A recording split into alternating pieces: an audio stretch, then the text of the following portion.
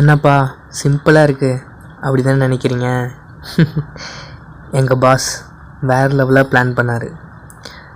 ஆனால் அது எதுவும் நடக்கலை.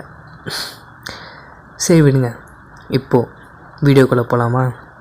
இரு அது சொன்னால் தானே போக முடியும். புரியலை. ஒரு நிமிஷம் நாம பேசுகிறேன். ஸோ இந்த வீடியோவில் மனுஷங்க எதுக்கு கொரட்டை விடுறாங்க தான் பார்க்க போகிறோம்.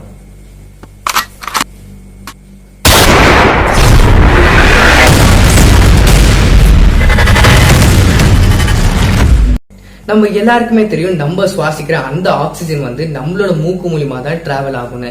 ஆனா அதுக்கப்புறம் அங்க இருக்கிற 2 கிளாண்டை தாண்டி ஆகணும். அதாவது சாஃப்ட் பேலட் அண்ட் வால்வா. இந்த 2 கிளாண்டை தாண்டதுக்கு அப்புறம் தான் அந்த காத்து அதாவது ஆக்சிஜன் நம்மளோட லங்ஸுக்குள்ள போய் சேரும்.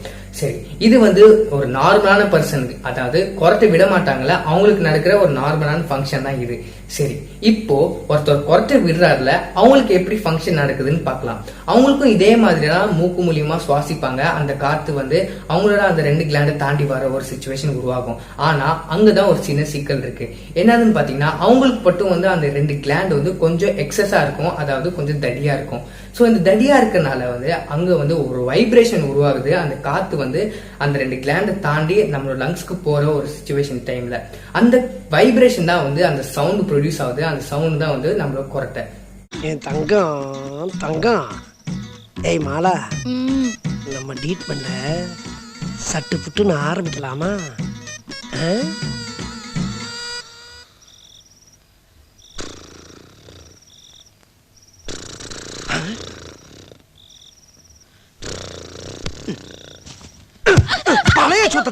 பழைய சொத்தை திங்காதுன்னு உன்னை எத்தனை தடவை சொல்றது? என்னடி கொரட்டை இது? கோச்சுக்காதீங்க, நான் முழிச்சுக்கிறேன். கொரட்டையை பாரு, அது என்ன? சோ உங்க எல்லாருக்குமே இது புரிஞ்சிருக்கும்னு நினைக்கிறேன். சோ இதுதான் இதுக்கு பின்னாடி இருக்க ரீசன். பின்னாடி இருக்க ரீசன்